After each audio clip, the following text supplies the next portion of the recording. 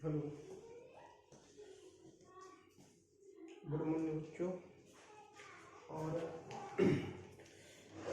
आज आपका भाग 3 चलने वाला है, जो कि मैं क्लास में पढ़ा चुका था वेक्टर में कक्षा 12 वालों को। देखो, मैंने जो पढ़ा दिया था थोड़ा सा एक बार रिवीजन करवा देता हूँ, इसके बाद फिर मैं आगे बढ़ूंगा। मैंने आपको पढ़ा दिया था सरल रेखा। क्या पढ़ा दी थी? सरल रेखा। सरल रेखा, ठीक है। सरल रेखा मैंने पढ़ाई थी, तो उसमें आपको मैंने 2 फार्मूलों को निगमन भी कराया था। अब मैं यहाँ निगमन नहीं कराऊंगा, बता रहा हूँ केवल, ठीक है। क्लास में तो मैंने निगमन करा दिया था। अब सरल रेखा में पहला जो आपका फार्मूला बना था, देखो, एक बना था सदिश रूप, है ना, याद होगा अच्छे से, सदिश रूप। और उसी का हम लोग निकाला था कार्तीय रूप। कौन सा रूप? कार्तीय रूप, ठीक है। देखते हैं पहला जो आपका क्या कहेंगे,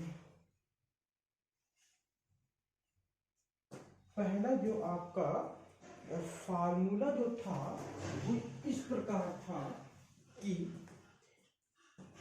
उस रेखा का समीकरण निकालना है। कहने का मतलब ये था हमारा कि उस रेखा का समीकरण जो, देखो, उस रेखा का सदिश समीकरण जो वेक्टर ए एक बिंदु सदिश है जिससे होकर जा रहा है, और एक वेक्टर बी है उसके क्या है, समांतर है। कौन? जो रेखा हमें निकालनी है। तो मैंने कहा था उसका फॉर्मूला होता है vector R equal to vector A plus lambda into B vector. ये मैंने आपको बताया था, ठीक है। ये होता है भैया, यहाँ से आपका 5 नंबर का एक सवाल निर्धारित है बोर्ड में, यूपी बोर्ड में। जी हाँ, मैंने यहाँ से आपको बताया था कि उस रेखा का समीकरण जो वेक्टर ए बिंदु से होकर जा रहा है और वेक्टर बी के समांतर है, तो रेखा का समीकरण होता है vector R equal to vector A plus lambda into B vector. जहां अगर वेक्टर आर को देखा जाए क्या है, ये है एक्स आई कैप प्लस वाई जे कैप प्लस जेड के कैप, ठीक है ना।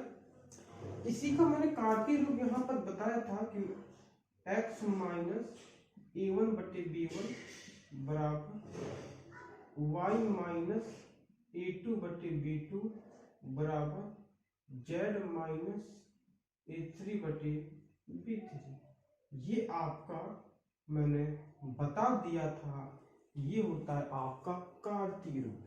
अब आप कहो कि वेक्टर r इक्वल टू बता दिया, ये क्या है? ये है बिंदु सदिश। तो बिंदु को मैंने लिखा था a1i plus a2j plus a3k, तथा वेक्टर b को मैंने लिखा था b1i plus b2j plus b3k। ये मैंने आपको बता दिया था।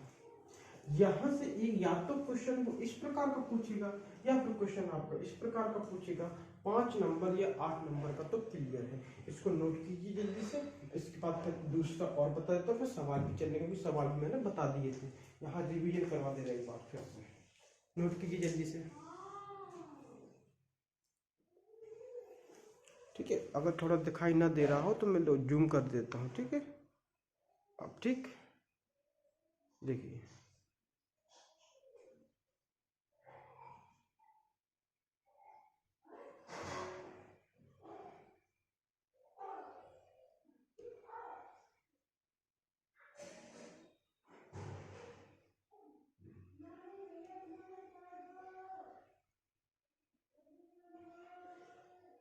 ठीक। चलिए, अब जो दूसरा फार्मूला मैंने बताया था वो इस प्रकार का था कि उस रेखा का समीकरण बताइए जो दो बिंदु से होकर जा रहा है। देखिए अभी तक क्या था, अभी एक बिंदु से होकर जा रहा था और एक रेखा के समांतर था, लेकिन अब जो क्वेश्चन आने वाला है वो ये आने वाला है कि एक के सरल रेखा का समीकरण निकालना वो दो बिंदुओं से ही होकर के जा रहा, जबकि हम लोग कक्षा 10 में पढ़ चुके थे सरल रेखा, 11 में भी पढ़ चुके 2D में। वहां तो निर्देशांक ज्यामिति से चलता था, y माइनस वाई वन बराबर Y two minus Y one बटे X two minus X one कोष्टक में एक्स माइनस एक्स वन, वो भी सरल रेखा का समीकरण है, दो बिंदुओं से होकर जाने वाला। परंतु यहाँ पर हम लोग पढ़ रहे वेक्टर से। ठीक, तो माना मैंने कहा कि वेक्टर ए तथा वेक्टर बी दो क्या है, बिंदु सदिश है। क्या है, बिंदु सदिश। सरल रेखा का समीकरण निकालना है जो इन दोनों बिंदु से होकर जाता है, तो होता है vector R equal to vector A plus lambda into vector B minus vector A. Vector A plus lambda पुस्तक में बी माइनस ए। अब आपको पता है, देखो मैं बता दूं, जब सवाल दिया हो और जो पहला पॉइंट बोले वो उसको हमेशा वेक्टर ए से लिखना, और जो दूसरा बिंदु बोले वो हमेशा वेक्टर बी से लिखना। ठीक है, इसको नोट कर लीजिए, इसके बाद कुछ सवाल लगवाने हैं मुझे। ठीक है,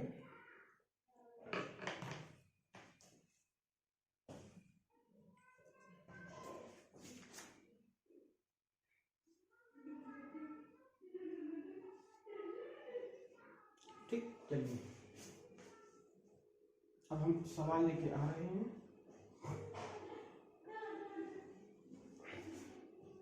सवाल है हमारा सदिश समीकरण। क्या है, सदिश, अच्छा दिखाई दे रहा है, देखो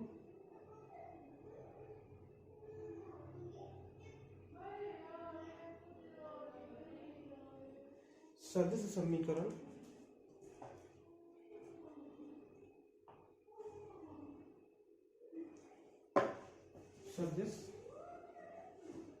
सदिश 2i प्लस माइनस है 2i माइनस जे के प्लस 3k।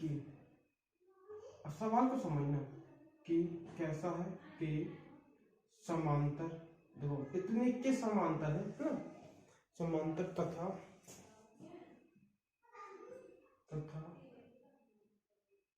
बिंदु, एक बिंदु है 5, माइनस 2, 4 से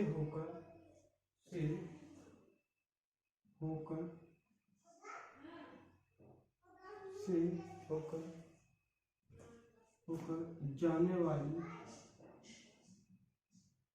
वाली रेखा का समीकरण ज्ञात कीजिए। देखो भैया हम लोग क्या करेंगे इसमें कि अब सवाल वही आ गया, पहले तो सवाल को बहुत अच्छे से पढ़ना सीखें और उस पर ये देखो कि पॉइंट कहाँ छिपा हमारा।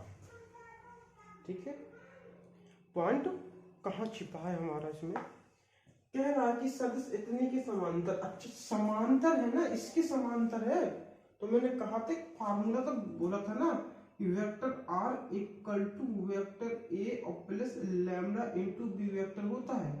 बोलो अब ए क्या है, बिंदु, बी क्या है, समांतर। तब आपने कहा दिया है वेक्टर बी किसके बराबर है भैया, 2i माइनस जे और प्लस 3k। अब बिंदु कौन है, बिंदु हमारा ये है, और बिंदु ये है तो क्या हो जाएगा 5i माइनस का 2j प्लस का 4k। अब कह रहा कि समीकरण निकालिए, और कुछ कह रहा नहीं, कह रहा इतना ही कह रहा, तो बस फार्मूला पता है हम रख देंगे।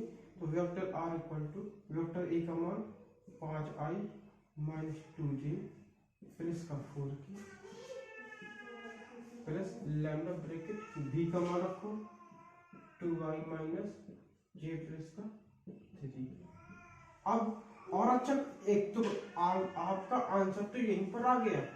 इसे और अच्छा करना हो तो हम ऐसा भी लिख सकते हैं कि vector R equal to 5 plus 2 lambda into I के प्लस माइनस का 2 माइनस का लैम्डा इंटू जी के प्लस 4 प्लस का 3 लैम्डा इंटू के। समझ में आ गया होगा भाई, लैम्डा का मल्टीप्लाई करा के आई आई वाले जे जे वाले और के वाले, ये आपका कहलाता है सदिश रूप। कौन सा रूप?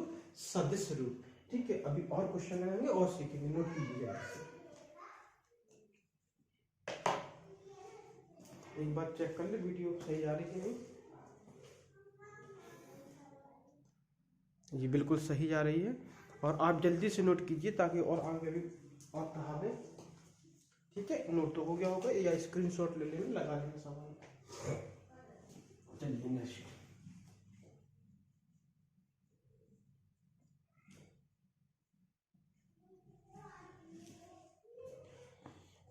अगला क्वेश्चन है बिंदुओं। देखिए सवाल क्या क्या था। बिंदुओं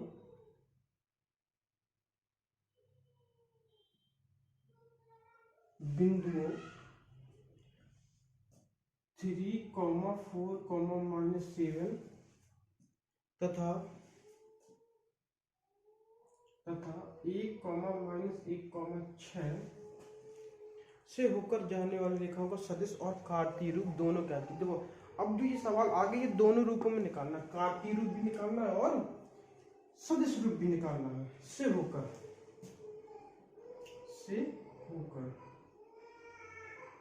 जाने वाली रेखा का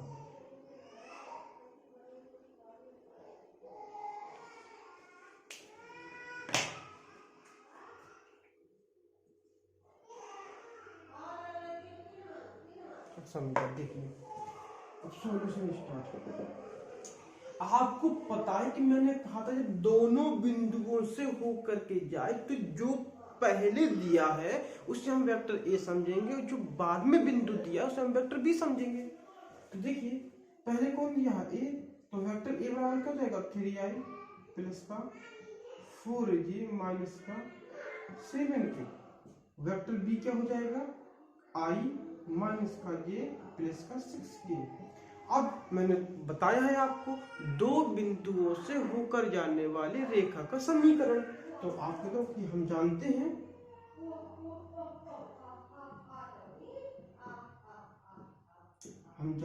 कि दो बिंदु से होकर रेखा का समीकरण vector R equal to vector A plus lambda into vector B minus vector A. अब देखिए अब क्यों ना मैं यहाँ से b माइनस ए निकालूं पहले से ही। तो b का मान भाई i माइनस का j प्लस का 6k, ये b का मान क्या, माइनस a का मान क्या है 3i प्लस का 4j और माइनस का 7k। अब घटाइए जरा कितना आएगा, माइनस का 2i माइनस का 5j हो जाएगा, माइनस माइनस प्लस 7 से 13k हो जाएगा। देखो देखिए vector r equal to a का मान 3i प्लस का 4j माइनस का 7k प्लस लैम्डा इंटू इसका मान आप निकाल लिया माइनस का 2i माइनस का 5j प्लस का 13k।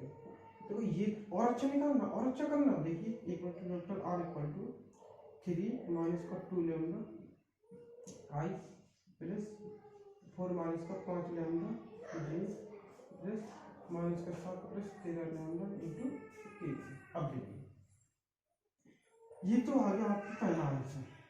ठीक है, इसी को यदि मुझे कार्तीय रूप में बदलना है, कौन से रूप में? कार्तीय रूप में। तो कार्तीय रूप में कैसे बदलते हैं? देखो भैया जो r है, r को लिखते हैं हमेशा xi plus yj plus zk बराबर, ये क्या लिखा है? ये लिखा है 3 माइनस 2 लैम्डा इंटू आई प्लस 4 माइनस का 5 लैम्डा इंटू जी के प्लस माइनस का 7 प्लस 13 लैम्डा इंटू पी के। तुलना करा देंगे तो देखो x बराबर 3 माइनस 2 लैम्डा, y बराबर 4 माइनस 5 लैम्डा, z बराबर माइनस 7 प्लस 13 लैम्डा। तो x माइनस 3 अपन माइनस का 2 बराबर लैम्डा, y माइनस 4 बटे माइनस 5 बराबर लैम्डा, z प्लस 7 बटे 13 बराबर लैम्डा। सब लैम्डा के बराबर है, अतः जो कार्तीय रूप होगा वो हो जाएगा x माइनस 3 अपन माइनस का 2 y माइनस 4 माइनस का 5 बराबर z प्लस 7/13। ये आपका कार्तीय रूप आ गया। नोट कर लीजिए, बहुत इंपॉर्टेंट है ये सवाल, 5 नंबर में तो कंफर्म है कि आ सकता है। नोट कीजिए।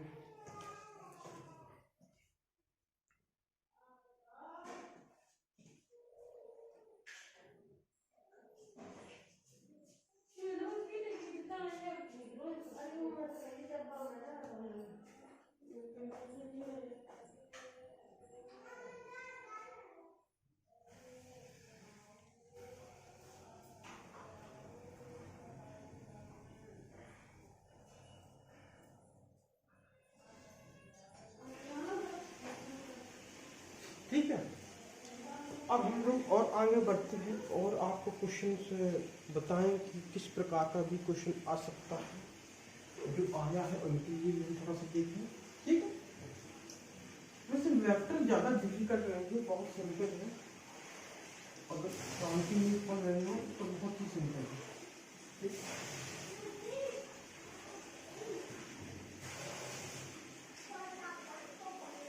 चलिए अब हम लोग और भी क्वेश्चन देखेंगे कौन से जो काफ़ी इम्पोर्टेंट माने गए हैं।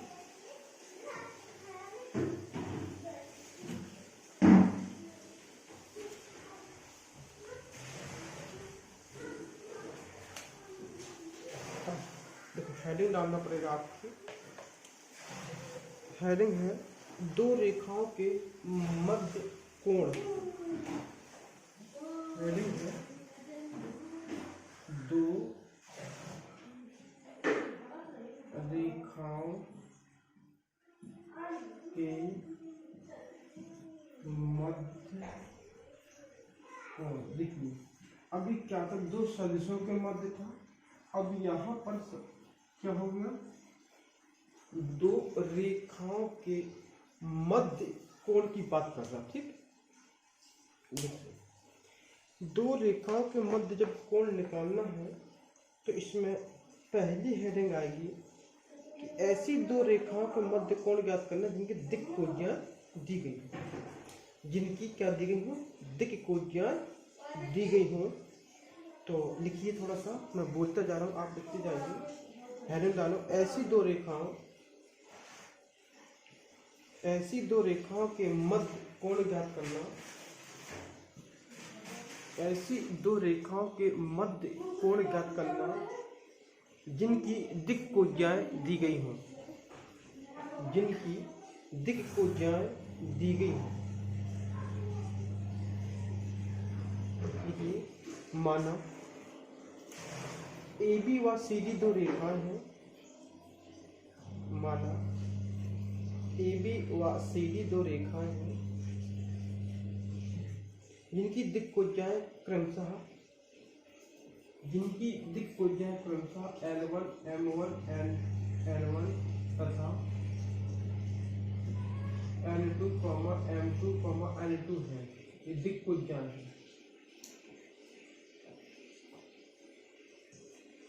कोणियाँ है।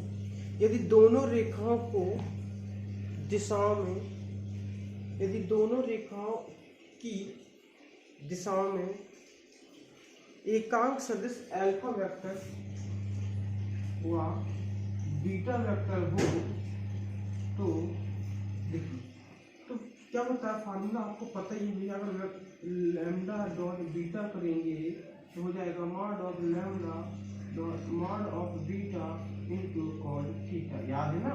अतः इसी को हम लिख सकते हैं cos theta equal to lambda vector dot beta vector बटे मॉड ऑफ लैम्डा और मॉड ऑफ बीटा। ठीक, ये नोट कीजिए, यहाँ से एक क्वेश्चन निर्धारित है, आपको मिलेगा ही मिलेगा। ठीक, हाँ निर्धारित है, मिलेगा बिल्कुल, क्योंकि पूछा भी जाता है और इम्पोर्टेंट है, सवाल लगाएंगे तो समझ में आ जाएगा। ठीक है, चलिए इसके एक दो सवाल भी देख लेते हैं।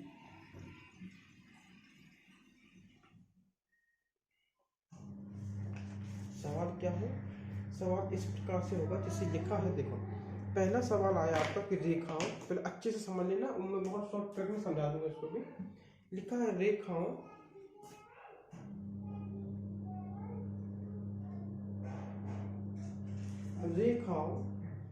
x प्लस 4/2 बराबर y माइनस 1/2 बराबर z प्लस 3/1, ऐसे है ना।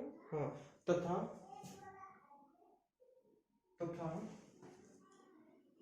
x प्लस 1/4 बराबर y माइनस 4/1, y माइनस 4/1 बराबर z माइनस 5/8, z माइनस 5/8। ये दो रेखा है, क्या है, इनके बीच का कोण ज्ञात कीजिए और बीच का कोण निकालना। तो देखिए भैया, कुछ नहीं करना, बस कुछ नहीं समझना। अगर इसको हम बहुत अच्छे से देखेंगे तो ये भी क्या vector r equal to a1 और प्लस लैम्डा इंटू b1 के रूप में लिखा कि नहीं लिखा भाई। ऊपर वाला a, नीचे वाले b होते हैं। ये vector r equal to a2 vector plus lambda into b2 के रूप में लिखा कि नहीं लिखा। अगर देखा जाए तो देखो यहाँ से b1 जो है, b1 का मान नीचे वाला होता है, तो 2i प्लस 2j और प्लस k हो गया। यहाँ से b2 की बात करें, b2 कितना हो जाएगा भैया, 4i प्लस j प्लस का 8k हो गया, ठीक है ना। अब यहाँ से कौन, आपको पता है कि यहाँ से बीच का कोण जब निकालना है, बीच का कोण, तो एक काम और कीजिए, इसका मॉड और निकाल लीजिए, बाद में निकालेंगे। इसका मॉड अगर निकालेंगे तो अंडर रूट ये 4 और ये 4, ये 1, तो कितना आ जाएगा भैया, 3 आ जाएगा। इसका हम मॉड b2 निकालेंगे तो कितना आ जाएगा, देखो ये 16, ये प्लस 1, ये 64, तो कितना हो जाएगा 70, 80, 81, 9 आ जाएगा, ठीक है। अब देखिए, अब हमने कहा cos थीटा इक्वल टू होता है b1 वेक्टर और डॉट b2 वेक्टर बटे मॉड b1 और मॉड b2। तो देखिए भैया, रखेंगे हम 2i plus 2j plus k dot 4i plus j plus का 8k बटे ये 3 और इसका मान 9। तो cos थीटा इक्वल टू आपने बड़ा करा दिया, देखो यहाँ से देखो अभी, और 4 दूनी 8 प्लस 2 प्लस 8 बटे 9 3 27। अब देखो 8 8 16 17 18 18 बटे 27, तो 9 दूनी 18 9 3 27। तो आपने कहा cos थीटा इक्वल टू 2/3 अर्थात theta equal to cos inverse 2/3, ये आपका आंसर। ठीक, बहुत आराम से आंसर आ गया, अब नोट कर लीजिए। तो आज मैं यहीं पर रोकता हूँ और कल मैं आपको पढ़ा दूंगा दो बिंदुओं के बीच की दूरी, न्यूनतम दूरी, दो रेखाओं की लंबवत दूरी, और यहाँ से आपका पूरा वेक्टर चैप्टर जाएगा खत्म। ठीक है, धन्यवाद।